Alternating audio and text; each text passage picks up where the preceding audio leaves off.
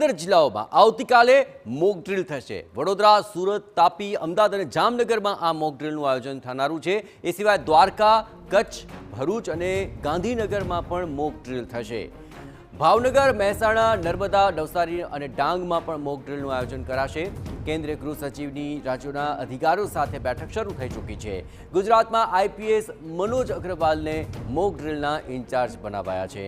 આજ અંગે વધુ વિગતે વાત કરવા માટે જોડાઈ રહ્યા છે TV9 political editor Kinjal Mishra. Kinjal, આ મોક ડ્રીલનું આયોજન છે, તબક્કાવાર રીતે કઈ રીતે આ આયોજન પાર પડાશે ને તેના માટે અત્યારે કઈ પ્રકારની પ્રક્રિયાઓ આપ જોઈ રહ્યા છો?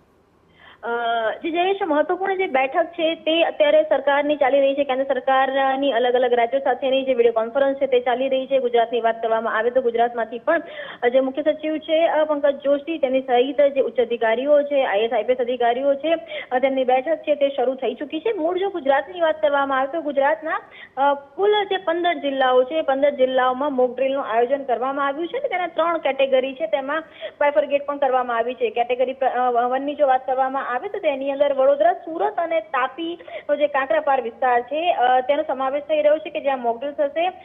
કેટેગરી 2 ની જો વાત કરવામાં આવે કે જેમાં તેની અંદર જે 8 જિલ્લાઓનો સમાવેશ કરવામાં આવ્યો છે, તેની અંદર અમદાવાદ, જામનગર, દેવભૂમિ દ્વારકા, કચ્છના ઈસ્ટ અને વેસ્ટ બંને એટલે કે ભુજ અને ગાંધીધામ, ભુજ અને નલિયાનો આખો જે પટ્ટો છે તે ખૂબ જ મહત્વનો છે કેમ કે જે સરહદી વિસ્તારો છે તે લાગતા હોય છે। તે સિવાય ભરૂચ, ગાંધીનગર અને ભાવનગરમાં પણ આ જે મોક ડ્રીલ છે તે થવાની છે। અને છેલ્લે કેટેગરી 3 માટે કે મહેસાણા, નર્મદા, નવસારી અને ડાંગની અંદર તમામ જે કહી શકાય કે મોક ડ્રીલ છે તે થવાના છે। મોક ડ્રીલની અંદર કયા મુદ્દાઓને ધ્યાનમાં રાખવામાં આવશે, કઈ જગ્યા પર મોક ડ્રીલ થશે, તેની અંદર લોકોને અવેરનેસ કેવી રીતે કરવામાં આવશે અને ખાસ કરીને જો વાત કરવામાં આવે તો જે આઈપીએસ અધિકારી છે મનોજ અગ્રવાલ, તેમને સમગ્ર આખા જે મોક ડ્રીલ છે તેના ઇન્ચાર્જ બનાવવામાં આવ્યા છે।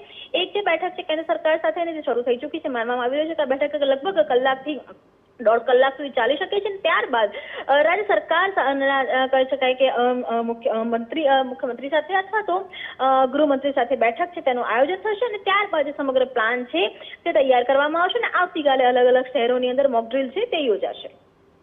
આભાર કિંજલ, તમામ ગતિવિધિઓ પર આપ નજર રાખતા રહેજો। તો તબક્કાવાર જે આ મોક ડ્રીલને લઈને આયોજન કરાયું છે, અલગ અલગ 15 જિલ્લાઓને તેમાં જોડી દેવાયા છે।